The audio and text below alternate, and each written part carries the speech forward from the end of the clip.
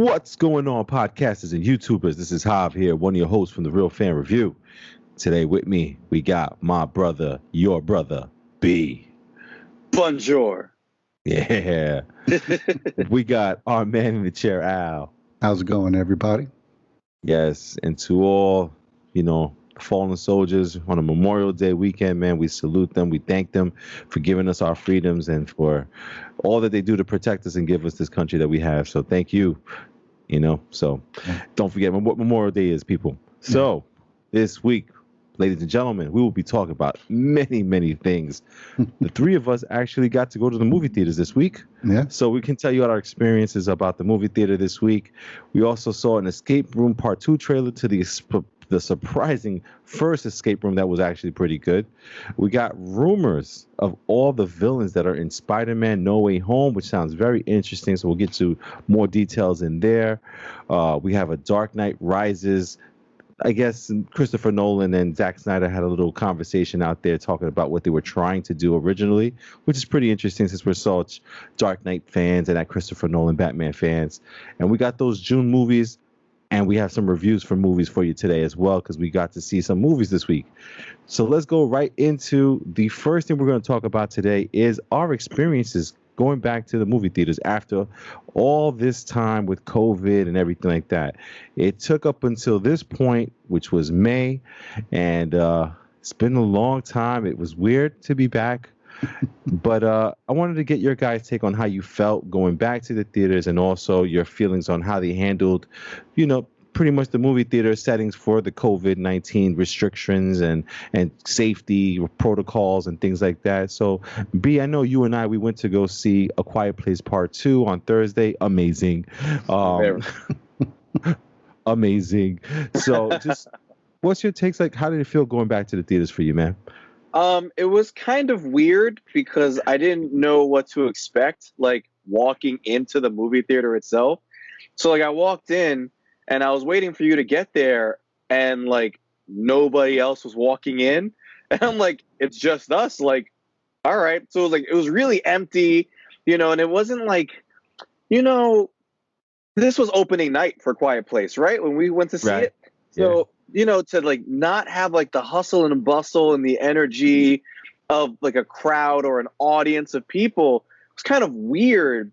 Like, cause I was like, is this a Friday? Is it a Thursday? Like, I don't know what day this is. Like, there's no one here. Like, there's no energy in the room. Like, just kind of like quiet, not to go for A Quiet Place Part 2, but like, it was kind of weird till you got there.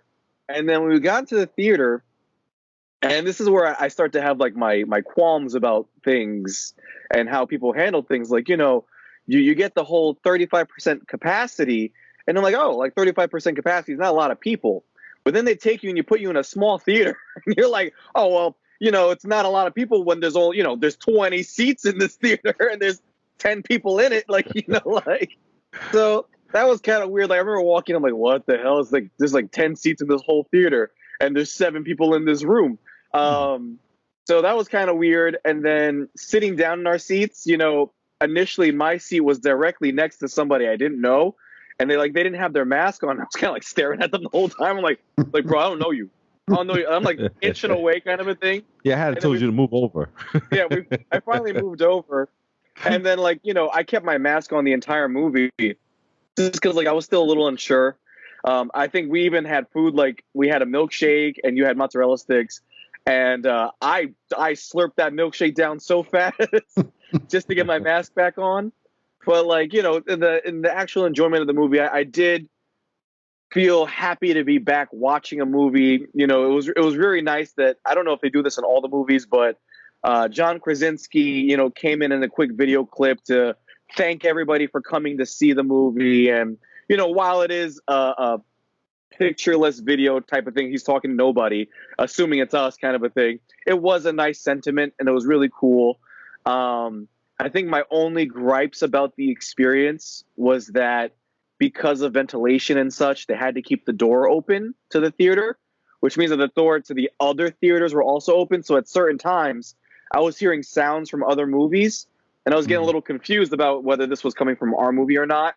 Right. So I was like, that was the only little thing that was like a little minor annoyance. But other than that, it was it was cool to be back. I still have my qualms about things. I'm still a little hesitant about certain things, but I think as we keep this process going, we have Black Widow coming up.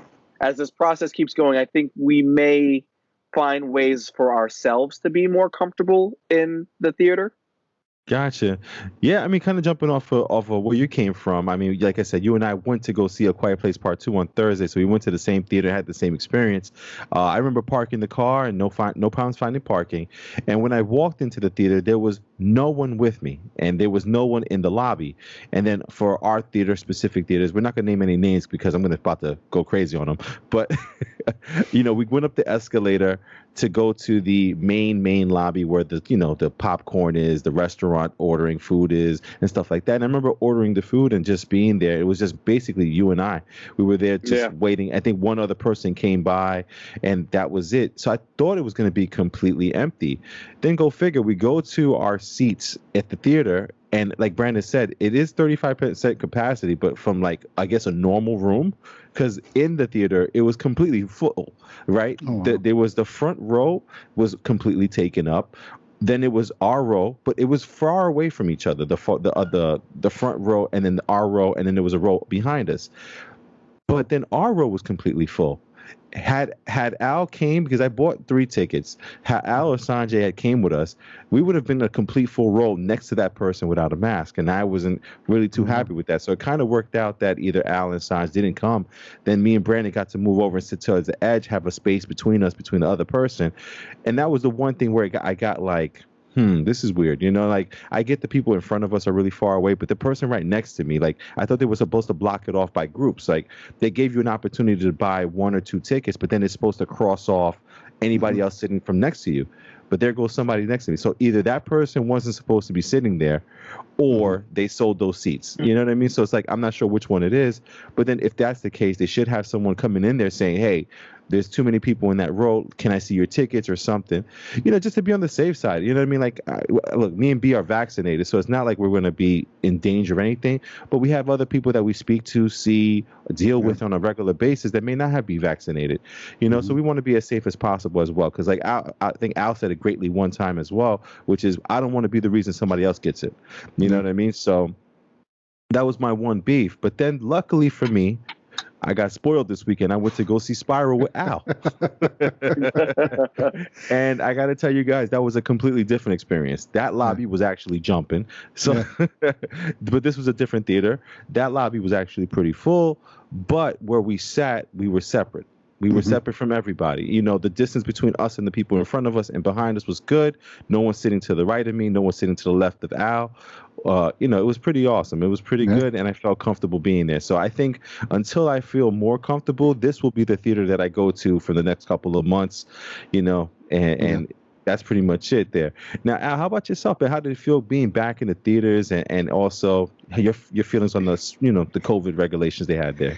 Well, it was a little weird, like Brandon was saying, because I didn't know what to expect either. Just driving up, I expected to see an empty parking lot.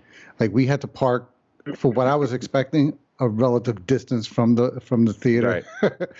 Right. Just walking in, I felt like when you move away from where you grew up and then you come back years later and you're trying to remember what things looked like, I was like, wait, that didn't look, oh, they changed that, this is different, and just trying to remember.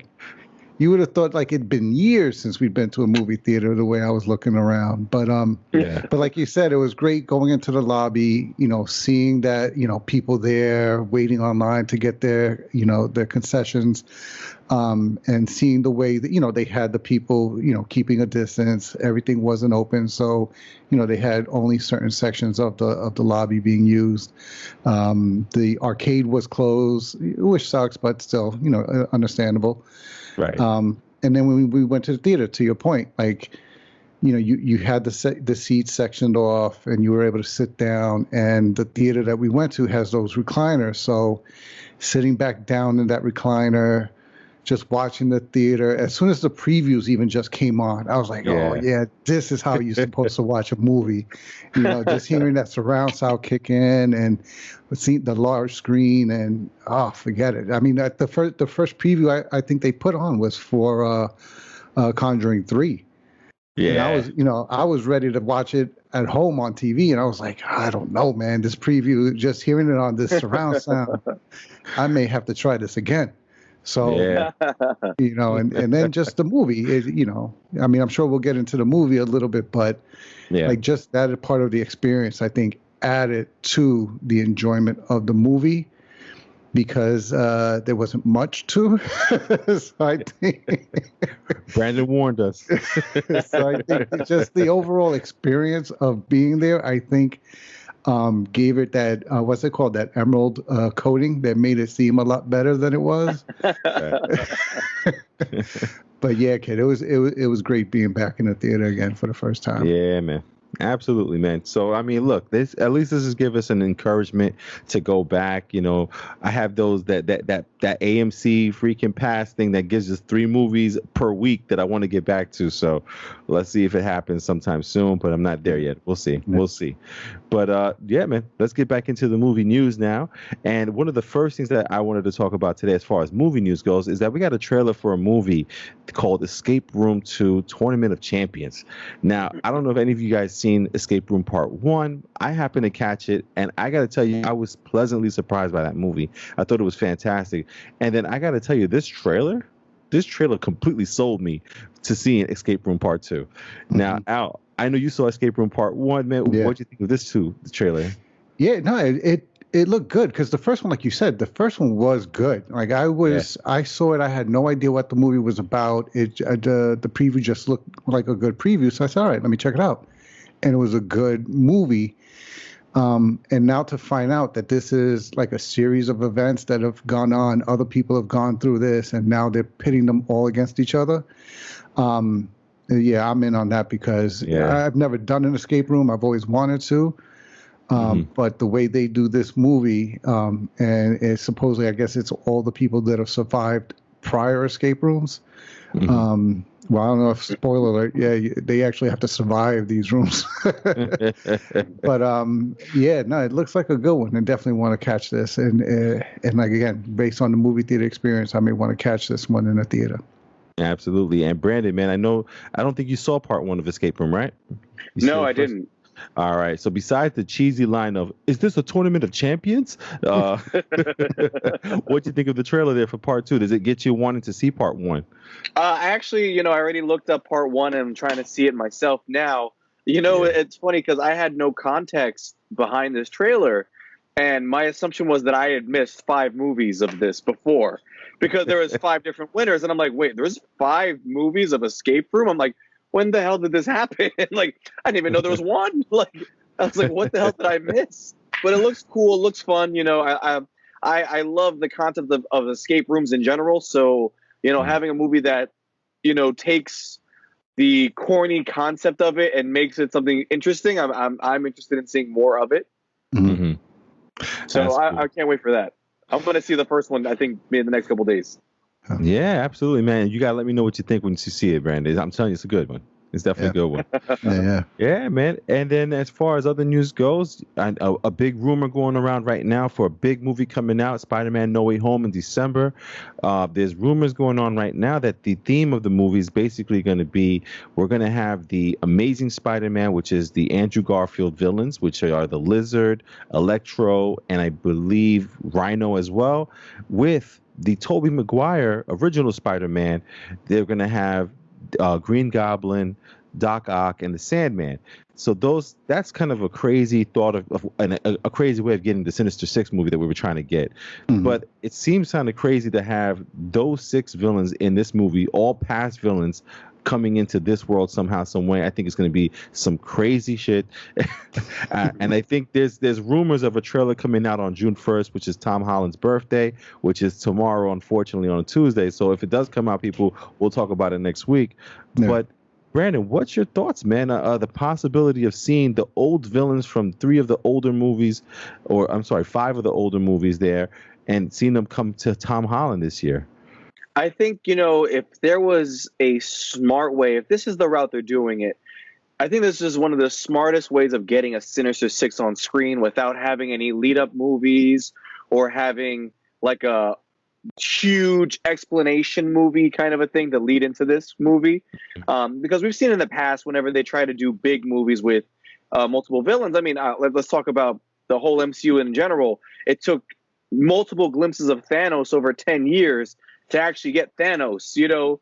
So like, you know, we always had a fear of a Sinister Six movie being too overpacked because you had to explain how all of these villains hate Spider-Man, how they got here, this and that. And so to have a movie that's just like, you know what, we'll take all the villains we've had before. This makes the Sinister Six. Let's put them in this world. One clear explanation of how they come together. They all hate Spider-Man because they fought him and lost to him.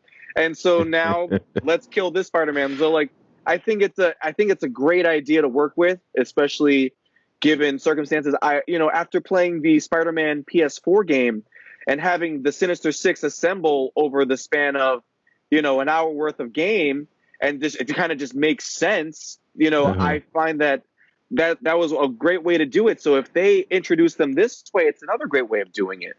So if that's the route, I'm excited and I'm all for it. Yeah, Brandon, that prison scene in Spider-Man PS4, amazing. Yeah, that was incredible. And like you got no backstory to any of these guys. They just showed up. You're supposed to know who they are. They kick his ass, and it's awesome. And I was like, if that's how they do it in this movie, I'm cool with that too. Al, man, how about yourself, man? I mean, I get it's only rumors, but it does make sense for all the stuff that we're hearing about Dr. Octopus and also the other two Spider-Men with Tom Holland. Yeah. I mean, what's your thoughts on that, man? Is it something that you're looking forward to? Are you worried? Because I know Spider-Man 3 from the original Tobey Maguire was too many villains, but this sounds different. Yeah, I don't think, I like the idea because, again, if you're going to do all 6 villains, this is a good way of doing it. And like B said, without having to do the backstory for 6 villains. Right. Because now we already know this Doc Ock. We already know this Green Goblin. We know how he became, how they became the way they are and why they hate Spider-Man. So to bring those versions of these villains in, you can get right into the action. Just like B said, just show us how they all get to the same universe or get together somehow. And then you can go straight into the action and we can go from there. There's no development needed. It's already been done in previous movies. So I'm eager to see how they bring them into the same universe and how, as a team, do they go against what I'm assuming is just a Tom Holland Spider-Man then. I'm just going to go with that assumption. If we can get surprised and the other 2 are there, great. But, if it just is, them 6 against Tom Holland, either individually or as a tandem, I'm for it, man. I want to see that. That's, especially with the MCU and Kevin Feige has been putting these movies together, to see those 6 in a movie together and just jumping off right straight with action, I'm with it. Oh my God! I listen. Brandon got me all hyped up with just the prison sequence from the video game, because I remember that one with Electro flying all over the place. Oh, dude, and Rhino. Oh. Okay, and B, if you can play that Spider-Man in 1 hour, you got to show me how. No. I'm weeks later and I'm still like 50%. That game took forever, man. Yeah, it was worth it though. Worth it. Yeah.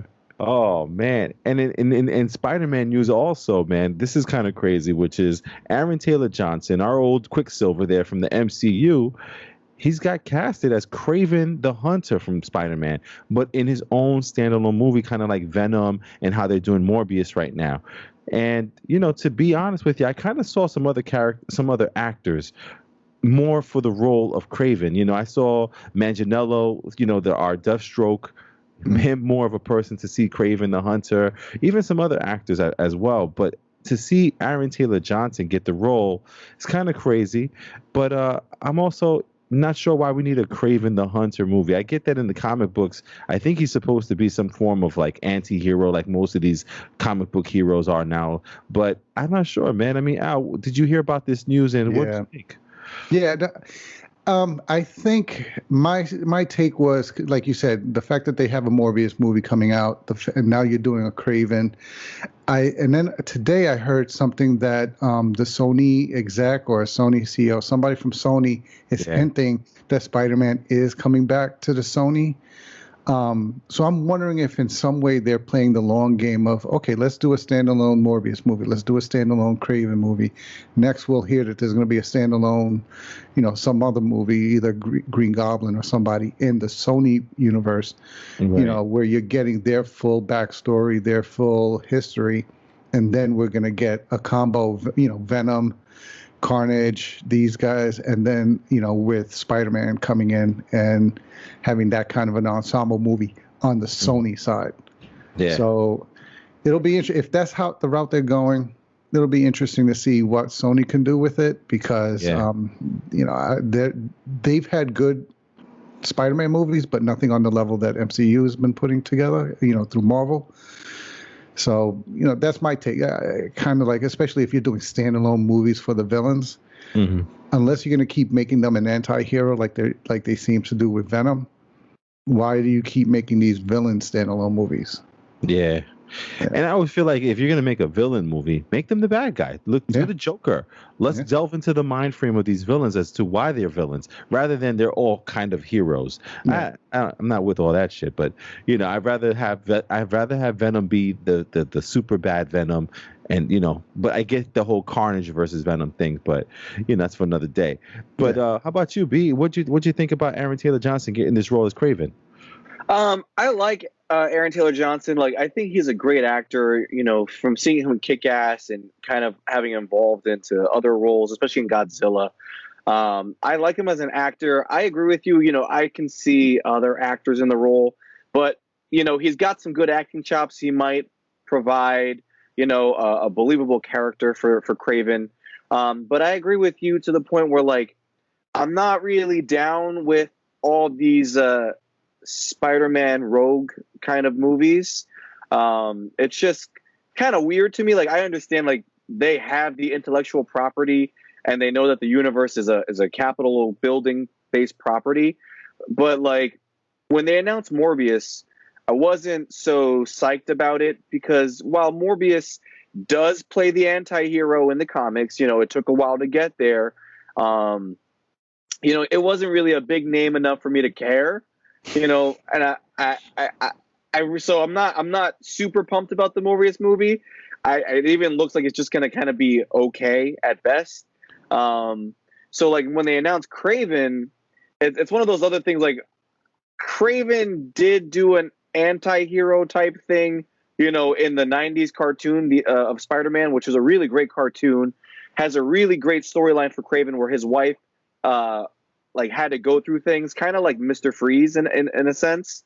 And kind of explain why he's a bad guy. And once all that problem was solved, him and his wife, and I think even Morbius, like, grouped together to, be anti-heroes off the show kind of a thing. So like, I get it where they may be coming from storyline wise, but I don't think it's necessary. Like, I get it. You have the IP, but like Al said, like, I honestly don't care if they were to do some kind of group up when Spider-Man comes back to Sony solely, because as characters, they don't really interest me in whatever ensemble efforts they can bring. Like, it just doesn't click for me.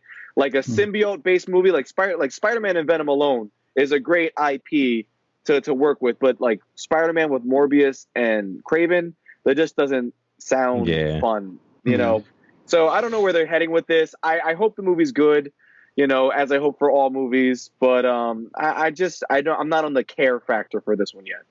Yeah, man. I personally wanted to see Kraven chasing Spider-Man and catching him. You know what I mean? Not teaming up with him to fight some guy, the bad guy. Yeah, there's so many great Kraven storylines against Spider-Man. Like, there are, like, The Last Hunt alone is one of the best Kraven storylines that they could have done when Spider-Man comes back to Sony. But I'm not a fan of the huge anti-hero line of things, like what they're doing with Cruella de Vil right now. I haven't seen the movie yet. I heard really great things, but like, Cruella was the villain. Maleficent was the villain. If we take every villain and justify them being a hero in their own rights, then I think that also takes away of the concept of many stories, which I don't think we need to happen. Yeah. Right. Yeah, man. if anything, like how I said before, I'd rather them keep them as the villain, but with some of these villains, like with Joker, leave them the bad guy. Just show us why they're the bad guy. Because I saw a meme that showed as kids we celebrated the heroes, as adults we understand the villain. Like, give us more of those stories. Like, what did the world do to this person that made them the bad guy? And then just leave them the bad guy. Like, don't make them there's no need to make everybody a hero right now. Yeah. It's crazy, man. This whole anti-hero shit is like Loki, By the way, Loki coming soon, June 7th. Oh, yeah. Oh, that's right. Yeah. Next week. June Wednesday. 9th, right? June 9th? A 7th now. The 7th. Oh, God. Yeah, so it's Wednesday nights now. Okay. Next Wednesday. So we'll definitely be talking about that. Oh, yeah. The last bit of kind of news that we're going to talk about today is just something that it was a Sanjay special, this one. Sanjay loves him some Batman, man. And he loves Dark Knight Rises also. But, that whole trilogy, The Dark Knight Rises, Batman Begins, those three movies there by Christopher Nolan, one of the best 3 movies for comic book history there. Now, I just wanted to say this because I saw it and I read it really quick. I think it was Zack Snyder that had was being interviewed, and they were asking him why did they go to a different universe, or was there any way they were going to start the universe differently? And what he stated was that he wanted to actually be a part of the Christopher Nolan universe of that Batman, using Joseph Gordon-Levitt as their Batman. And the more that they kept talking about it, I don't know if you guys remember, but they were trying to get this done. It was supposed to be Henry Cavill in that Batman universe. Mm-hmm. But what ended up happening was they did try to convince, I forgot Batman's real name. Not Bruce Wayne, but Christian Bale. Christian Bale. I think they offered him like $10 million. Yeah, he didn't want to come back. Yeah. Oh, Jesus Christ. They tried to get him back, but he said he didn't want to do it anymore, especially with the ending that they had for The Dark Knight Rises. So with that being said, Zack Snyder decided in the end to go a different route. He ended up with Ben Affleck and also his Superman, Henry Cavill there. Starting from that point, that Superman movie was the starting point rather than jumping on to Christopher Nolan's. And I just wanted to get your take there, Al. What's your thoughts on it possibly having been started with that? One of the things that he said was with the way that they ended Dark Knight Rises, where Batman is with Selena Kyle in either France or in Europe somewhere, he was afraid that the fans would keep saying, well, Batman's Bruce Wayne and Bruce Wayne's in France. When's he coming back? Yeah. Would you have wanted to see Joseph Gordon-Levitt as Batman? And what's your thoughts on what they said there of not doing it? I mean, I can understand that, to your point, how many times have we watched a standalone Marvel character movie and said, okay, why with this big of an event, where's Thor, where's Iron Man, where's Captain America? Where's Doctor Strange and WandaVision? Yeah, exactly. So with that being their logic for not doing Man of Steel in the Dark Knight universe, with basically Robin becoming Batman, we all would have said, well, where's Christian Bale? Of course, his Batman's going to step in and say, with all this going on, I'm getting involved. And we would have asked that, and it would have made the reality that they were trying to give us probably less real, less of a, we would have always been distracted with that premise. Yeah. So the fact that they made the change, I can understand that sounds logical, sounds highly understandable to me. I would have loved to have seen Man of Steel in that universe. I mean, Man of Steel is one of my favorite Superman movies. I think just for some nostalgia reasons, I won't put it above the Christopher Reeves Superman. Right. But I definitely did like it. I like the way they brought realism to Superman. They did a better job of explaining his turmoil of protecting and hiding at the same time, and why he hid for so long, with the teachings of his father, Jonathan Kent. But to put it in that more realism world that Batman Begins and Dark Knight Rises and so forth gave us, I would have loved to have seen Superman in that universe. Oh yeah, man, absolutely. Yeah. Yeah, I mean, I would have loved to see Superman in that movie, but I can't front. I did like Ben Affleck in the the Batman versus Superman, the Justice League, and I'm looking forward to seeing them in Flash, to be honest with you. So I kind of get it. And at the same token, I did love Christopher Nolan's 3 Batman movies that was almost its own separate thing, wasn't this fake thing. It felt like something that could have been real, something that some kind of legend that we just learned about, you know what I mean? Because they kept it real all the time. But there's a part of me that's like, I love connected universes, man. Why not? Let's do it. How about you, B-Man? What's your thoughts on what they were saying there for Zack Snyder? Artistically, like I also would have wanted to see the continuation of the Bale universe, that Christopher Nolan universe of Batman. Just because I appreciated this form of Batman more so than Ben Affleck's version of Batman, and I feel like it would have worked better. My only gripes is that the Nolan universe I feel like this is like opposite of the way Christopher Nolan makes movies too, is that this Batman was too real, whereas Christopher Nolan's movies, they're like, there's always a hint, if not more so, of the supernatural or paranormal in his movies. From Inception alone, just the concept is supernatural in essence. Even though it's a mind construct theory, the essentially the story is paranormal supernatural. All of his movies have some kind of the Prestige, supernatural essence or paranormal essence. Whereas the Batman Begins, The Dark Knight Rises, they were so real that there was no hint of supernatural paranormal in these movies whatsoever. Everything could be explained by the military and or just understanding technology, understanding martial arts, like everything. Batman is a ninja. Yeah, like Batman is a ninja. Like that alone explains everything about Batman. In a 15-minute montage, we got to understand how Batman became Batman, outside of his parents being shot. Like we got so much that this world was too real for Superman to exist in my opinion. Like, even though, like, if we're going to be honest, from the second Bane touchdown in Gotham and, like, anarchy took over Gotham, like, we could say, yeah, sure, like, if we took the social constructs of the law out of the minds of people, this is something that could happen. But even that was a little far-fetched in how it happened. But even though it did it that way, it was still very real, where I couldn't see Superman flying into Gotham in that universe. Yeah. You're right. So it just it made more sense for Man of Steel to start the new universe, because I just couldn't see Superman or anything of the supernatural showing up in Nolan's universe, which is weird to say about Nolan. I know, right? Especially, didn't he contribute? Like, wasn't he a consultant for Man of Steel? Yeah, definitely. Yeah, he's still executive producer. That title they give everybody in all the like DCEU movies still. So I think up until Wonder Woman, he was still executive producer for all those things. Okay. So he would still get, like, they would ask him questions. What would he do? How would he shoot certain things and stuff like that? But yeah. It would have been interesting, but I still, like I said, I appreciate them being separate. That way, Christopher Nolan's 3 movies are just boom right here, and that's it, and you just get a beautiful story from beginning to end. And let's be honest, man, that Bruce Wayne wasn't going to do shit.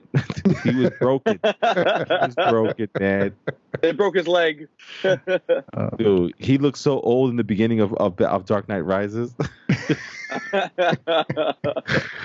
He came with that cane. Oh, dude. Pulling that Willy Wonka. Yeah. But dude, that Selena Kyle was amazing. Yeah. That Selena Kyle was amazing. Yeah. If you guys have not seen Batman Begins, The Dark Knight, then The Dark Knight Rises, you guys are bugging. Get off. Yeah. Go do it now. Go watch all 3. Go watch all 3 and come back. Oh yeah, okay. Especially what was The Dark Knight Rises? Dark Knight. Yeah. Probably one of the best comic Dark Knight Rises. Yeah, you can wait on that one. Just watch it when you really. Huh? Science loves Dark Knight Rises. Oh, kid. You know what kills me is Bane's voice kills me for that movie. Oh! Do you think that you're in power? That's my favorite. He just put his hand backwards on that guy's shoulders, like, shut the fuck up. I loved it. Loved it. Oh man. The last bit of news we're gonna talk about before we get into the movies that we saw this week. We got some June movies to talk about, man. June 1st starting tomorrow. And we got some crazy movies this month, man. So let's tell you the movies that are coming out, and I'll see what these guys are looking forward to the most. We got The Conjuring, The Devil Made Me Do It, coming out this Friday. We got Brandon's favorite, Spirit Untamed, about a horse. we got In the Heights, Awake on Netflix, The Hitman's Wife's Bodyguard. We got Fatherhood featuring, oh my God, it's Kevin Hart on Netflix. We got Pixar's Luca, another Pixar movie. Brandon loves his Pixar. We got Peter Rabbit 2, The Runaway. We got Fast and Furious 9, F9. And we got The Ice Road with I Have a Set of Skills. We also got False Positive. So we got a couple good movies there coming out this week, and like Al said, he saw that preview for The Conjuring, The Devil Made Me Do It before the movie we saw this week, and he was just like, I think I want to see this in the theaters. So Al, man, listen, all those movies they're coming out for June. There's a couple of good ones in there. I know we got some reviews already for Fast 9. They're kind of scary, but what are you looking forward to this month? Well, definitely, no doubt, Conjuring. I mean, it's just a matter of where and how many times watching it. Then Hitman's Bodyguard, definitely have to watch that one. I wasn't aware Kevin Hart had a movie coming out. I might have to catch that. Oh, he's trying for an Emmy on this one. Okay. Really? It's a serious movie or is it a comedy? Oh, it's a serious movie with Kevin Hart. Okay. So he's trying hard. I'll give him the try, because that movie he had where he played the care attendant. Yes, I know what you're talking about. You said it surprised you. Yeah, kid, that movie, I thought it was gonna be a joke. I thought him trying a serious role was gonna be ridiculous, but he pulled it off. He balanced it well with the serious scenes and the comedy. So I'll give him a chance at another one and see how he does. Hopefully he does well. He impressed me with that one. Okay. In the Heights, I want to see. After catching Hamilton, Lin-Manuel, he pretty much impressed me, because to this day I still play the soundtrack every once in a while. That's awesome. Just to remember the movie and the show. And then Fast 9. Only because it's Fast 9, but based on what we're hearing, everything I was afraid of seems to be reality with that movie. So what you're saying is those magnets are not supposed to work, Al? Oh, kid, there's no way you're supposed to run into the pole of a bridge and then have it become a slingshot. And it somehow conveniently lets you go when you get to the other side. I think they went a little too far with the stuff in this movie, and that's what I'm hearing. But I still gotta watch it. Yeah, you still gotta watch it, man. Brandon, talk to me, man. What you looking forward to in this month? I am looking forward to 100% seeing Conjuring on Friday. Like that has to happen. Even like my fiance, like she was like, "Oh, The Conjuring comes out soon," and I'm like, "Yo, we're watching it Friday," So like we're excited for that. I have to see In the Heights. I'm hoping that this lives up to the hype, as well as does as well as Hamilton. This is Lin-Manuel, and this man has not done me wrong yet.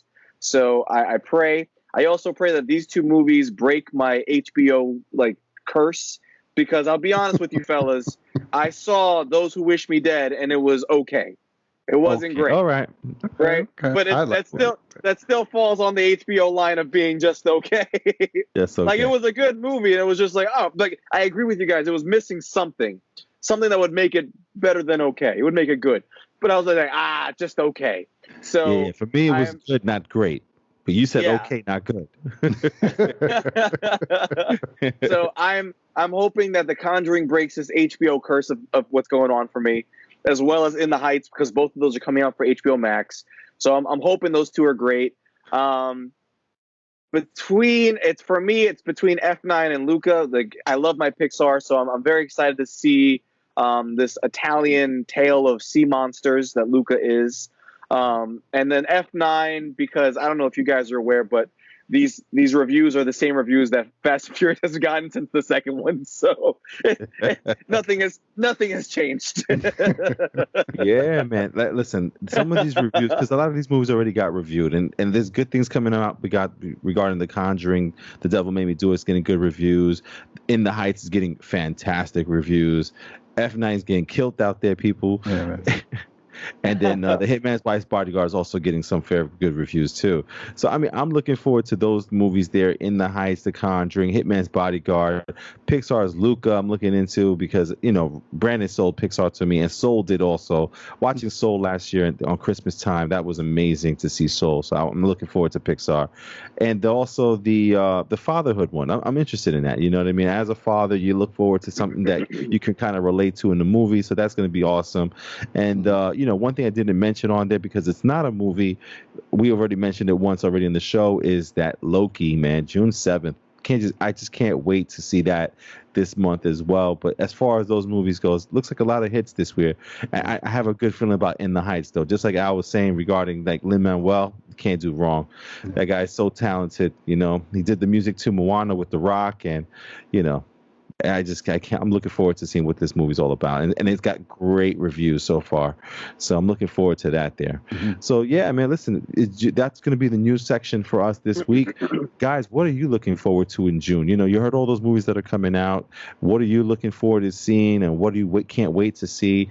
Are you going to watch The Conjuring at home by yourself so that no one sees you this scared, or are you going to the theaters and that surround sound? Oh, that was so good to hear surround sound again. So I don't know, man, but yeah, I'm watching Conjuring by myself. You're not going to see me like that. I need to pause. So, yeah, man. So listen, we're going to talk now about the movies that we saw this week, and that's going to wrap us up for today. It's just the movies. Now, as you guys know, we saw movies this week. We actually went to the theater to see A Quiet Place Part 2, and me and Al got to see Spiral. And what we're going to do is we're going to do a non-spoiler review on both of these movies, because I know Brandon still wants to see Spiral, and Al definitely needs to see A Quiet Place Part 2. And so when we all see it, we'll give a quick review of like what we thought completely. But I'm telling you, we're going to tell you some positive things, and then we're going to tell you some okay things about Spiral there.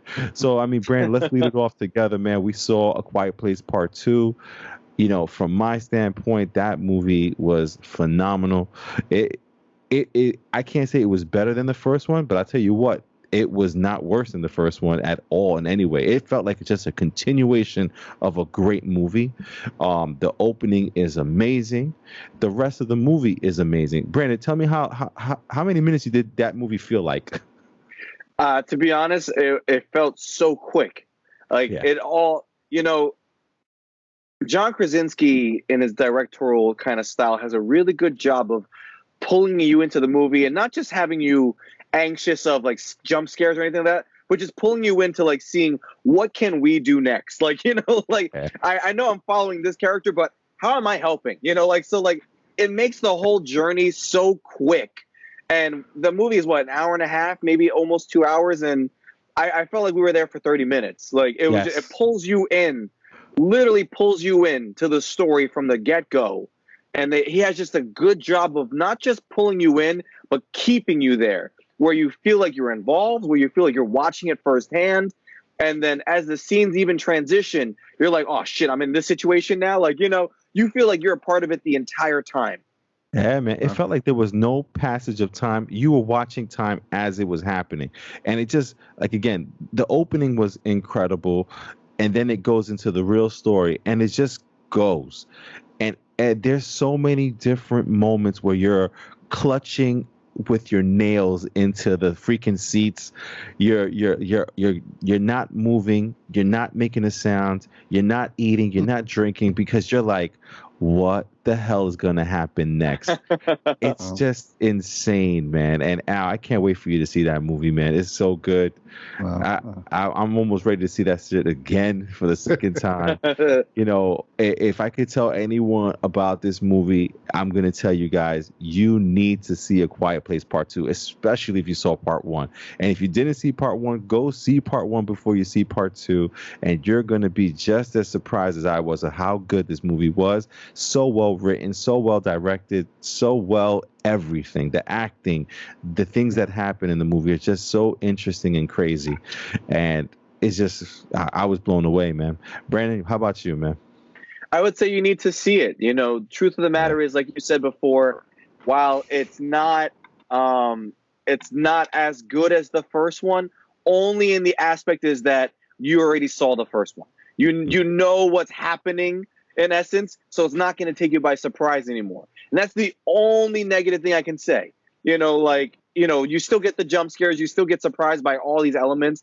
It's just the movie is just as good as the first one. The only issue is that you've seen the first one. You know, like you can't say it's better than the first one because you've seen the first one. That's really it. It's incredible. It's a great movie. Yeah, man. Absolutely, man. So people get out there, go watch it. I'm hearing it's doing phenomenal numbers out there. So that means a lot of people went to go see it.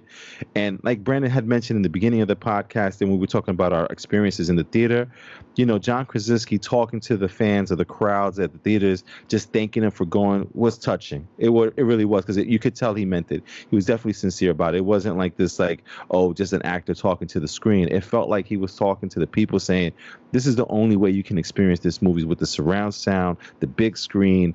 Oh, man, it was just so good. So good. So freaking good, dude. I really do want to watch it again. I can't wait.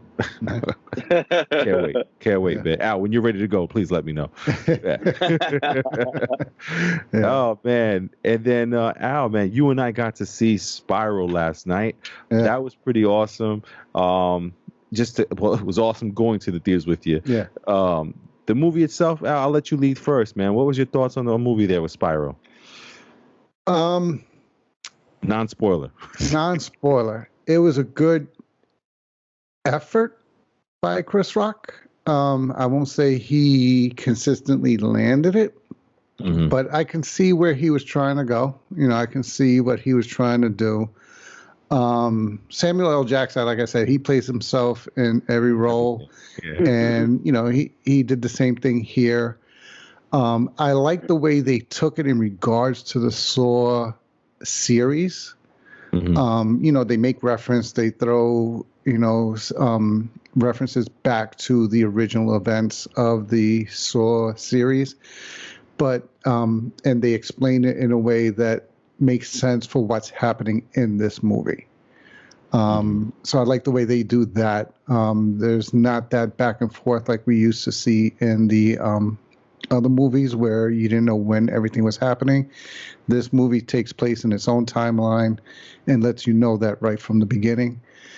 But there was so much that they were trying to do based on Saw, but they didn't do it that well to me. You know, like even the scenes, like as much as they are gory, because if you've ever seen a Saw movie, you know that those moments are going to be gory. There were some brutal ones. There were some brutal. But I didn't feel the tension, or I didn't feel the like anxiety that came with why they were in those situations. Right. You know, like you in the prior movies, at least you understand why they're in that situation, and you feel for the character, and there's you know, like, and it became too predictable. I think we both at one point turned to each other at the same time and said, "Yeah, that's the bad guy." That guy right there. So it's like I like the other Saw movies because as corny as they were, like they really had good twists. They had good, you know, things to their story that could at least hook you to a certain degree. This one, not so much. Like I felt like every actor was overacting their scenes. Yeah. Like they were trying to oversell the drama and the tension because it really wasn't there. So they were trying to act like it was there. and it came across to me. I don't know. It just kind of, it would take me out of certain scenes how hard they were trying to sell their remote. Sell themselves, everything. Yeah. Especially Chris Rock. Oh, dude. That's what I was going to say right now. It's one of the scenes that got me like right off the jump was like, what are they doing? Was Chris Rock and his new partner, like they show you in the trailers there, they're walking to a crime scene and they're both like diddy bopping as they're walking, and I'm like, why are they walking so hard? They're walking like what a teenager thinks they should walk like when they're trying to be hard, you know what I mean? Like, and I'm like, what are they doing, you know? And then again, like Al was just saying, the overacting. There's a bunch of scenes where Chris Rock is trying to show tension or that he's losing it, overacting, you know. Then the rookie cop overacting, the captain overacting, some of the side characters that are involved in the story, you know, it wasn't believable, you know what I mean? So it just seems like it was just not well acted, or maybe not well written. One of the two is there. Now, the movie's not completely god awful. There is some stuff to it because, again, if you like Saw and you've seen the Saw movies before, you know you're in for some brutal scenes. And like the first scene is brutal. Actually, all the deaths are brutal, or the games, they're called, are all brutal. But like Al said, there was something missing there because, you know, if you watch the other Saw series, you know there's reasons and there's like way outs of some of these things. And I just feel like some of them didn't have that. And that's kind of like, I don't know, it kind of lost the point of what that guy was doing, was I believe it was Kramer or Jigsaw, the original. Yeah. So I feel like it took the essence of what Saw was supposed to be like, but it just didn't land it right. You know, again, overacting. There's a trope that I don't agree with because, you know, I personally believe in gray, right? The gray area, right? There's just too many people in this world right now, in this world, that think of just people in black and white terms. And like, I just personally, I can never think that way because not everyone is this way and not everyone is that way. There's people in between. And I just feel like when you label or group a bunch of people as one thing, you're losing a bunch of people who could see your side of things. So it kind of bummed me out to see that like they try to label a group of people as one way. And I'm like, you're telling me there's not one good one? You know, like not one. Please, come on, man.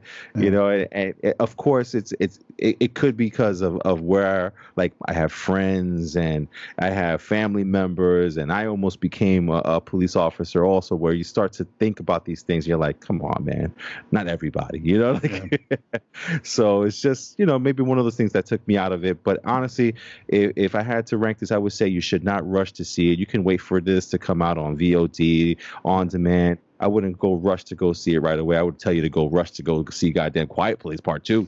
But yeah, man. How about you, Al? What would you rank or rate this thing? Yeah, that's definitely a wait to see. You know, let it be on Netflix or, you know, that free section of your on-demand section on your cable subscription. You know, don't pay. You know, I hate saying this, but yeah, if you're already paying for a service, let that be what you pay to see this. Only because, like, I don't want to reward whoever put this together and make them think that they need to put another one. You know, so I want them to know. No Disney access for 30? No. Not for this one. But at the same time, if you're a fan of the Saw franchise, you know, watch it. Just wait to watch it. Yeah, absolutely, man. And then I was going to check with you guys if there's anything else that you guys have seen or something you guys want to recommend or talk about or maybe save people from seeing. Brandon, is there anything that you've seen or something you want to tell people to watch or not to watch? I did see The Woman in the Window with Amy Adams. So did I. And I thought it was good. You know, I don't think it was spectacular.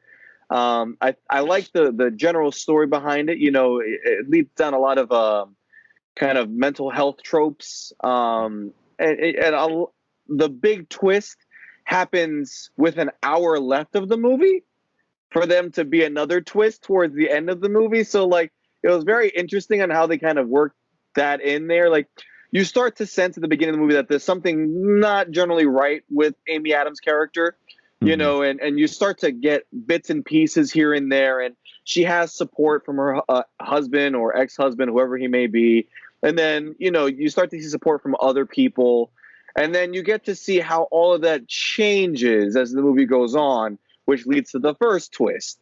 And then, you know, she has to start doubting herself and what she knows and this and that. Like, you know, by looking at the trailer, it's a murder mystery in essence. And then you have to understand whether this is actually a murder mystery or this is in her head. And it's clunky. You know, it's a clunky movie. Yes. I think overall it's good. I think it's a good movie. Like, you know, I didn't hate that I watched it. I just think it was clunky throughout. It's long. It's like 2 hours, right? How like about 2.5 hours? It's about fucking 2 hours too long. Yeah, it's very clunky getting along the story to the end of it. Like the ending wasn't so fulfilling for me, you know, but it wasn't bad. You know, like I was like, all right, like I see where they were going with. There was a lot of tropes. There was a lot of twists. Like they were trying to make some interesting storytelling. Some hit, some didn't. You know, but I think it was a very interesting movie. So I wouldn't rush to see it. If you got free time, check it out. But I wouldn't rush. Like it was good, but you know, bordering okay. Oh, Brandon, that movie was just okay, if not almost terrible. Jesus, I'm going to have to talk to you after this to find out what the hell the twists were, because in the end, there was no twist for me. The movie to me was just definitely, you got it right on the head there with the clunky. It felt like it was trying to be this like mysterious thing, and it didn't fulfill that for me when we got towards the ending of it, and because I was expecting something else. I was expecting like this whole like who done it, what's really going on, what's happening. Because if you watch the trailer, it's pretty much she's saying she saw her neighbor murder his wife. Then he says, no, this is my wife. And then you're kind of figuring out whether she's actually, did she witness it? Did she make it up? Does the other person exist? And what's going on with her? Why is she in the house peeping on everybody? So it's just like a bunch of crazy stuff. And I have to say there's a couple scenes that were really good, though. I think the ending fight battle was pretty cool, you know, and pretty interesting because it went kind of like a couple of crazy places. But there's just a lot of hints to stuff that don't lead to anything. And I think the one twist Brandon's talking about is interesting, but at the same time, you know, it was just okay for me. You know, shout out to the surprise actor that's in this movie because I do love him. I think he's fantastic. But there is a surprise actor that's in it, and that I didn't know was in it. But to me, don't rush to see this at all. I mean, I agree with that with Brandon. With, you know, don't rush to see it. But to me, it was just okay. You know, I was falling asleep watching it. So yeah, man. I don't know. Al, did you get a chance to see The Woman in the Window? No, not yet. I mean, it's on my queue. I added it. Yeah. Once I saw it was an Amy Adams movie, I put it in my queue to watch. Yeah. The previews made it seem interesting, so maybe I'll take it out my queue. Yeah. Don't rush to see it. Don't rush, Al. That's why we do this, Al. Oh, you got it, man. Al, man, did you catch anything or watch anything this week? Yeah, actually, I don't know about y'all, but I'm a big Jason Statham fan.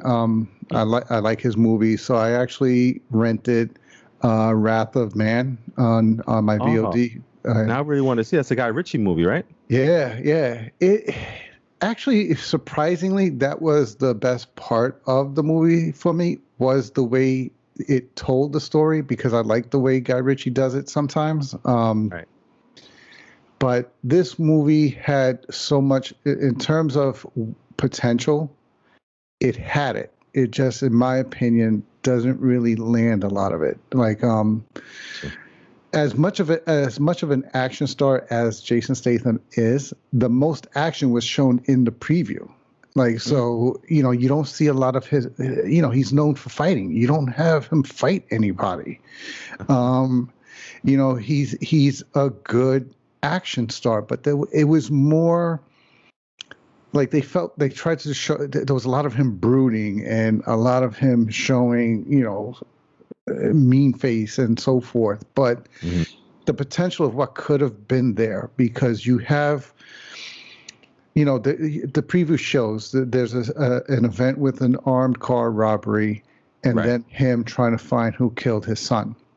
But what you find out about his background, and what you find out about the background of those that actually conducted the robbery and who he's ultimately after, there was so much potential for when they clashed that doesn't get realized. It's too quick of a final confrontation. There's so much buildup in him finding them, and then when he finally finds them, there was no satisfactory climax. And then there's an aspect of involvement that to me was given away the second they said it. They make the bad guys, once they're introduced, make reference as to how they're able to do certain things, and the second they say that, it becomes obvious as to what or who that thing is. So it that took away a lot, because then when it finally gets revealed, you're like, okay, I was just waiting for you to reveal it, but we all knew it. Like, it was one of those things. Now, again, if you're a Jason Statham fan, if you're an action movie fan, you're gonna like it, because again, the emotions are there. So when certain scenes play out, you're like, yeah. They just don't build to what you're hoping is coming. So wait to watch it. Don't watch it, but take your time watching it. You'll enjoy it, but it's not going to be the rewarding climax that you think it's going to be. Oh man, that's a letdown for me, man. Because especially like seeing The Gentleman last year, I was hoping this was going to be something good. I was looking forward to it, but I'm definitely going to still rent it and watch it. Yeah. I like Guy Ritchie, so. Yeah, absolutely, man. So listen, guys, I mean, that's pretty much our recommendations for this week. Again, guys, make sure you go out there and catch A Quiet Place Part 2, but of course at your own, safety, and also your own kind of commitment to going to see it at the theaters and everything. But it's definitely worth your time if you do go see it. So, that's going to be it for today, guys. Coming out of Long Island, New York, you got myself, Hav. You got my brother, B. Bon voyage. We got our man in the chair, Al. Have a good night, everybody. Yes, and myself, Hav, again, saying thank you so much for watching us or listening to us on your favorite podcast app. If you are not a subscriber, hit that plus symbol on your podcasting app, or hit the subscribe button on YouTube. And that way you can catch up with us every week, and you see all the latest news, updates, and stuff about movies from us every week on your channels or your podcasting app there. Thank you again for watching us. We'll catch you on the next episode talking about the Conjuring review there. Oh, it's going to be a good one. We'll see you next time.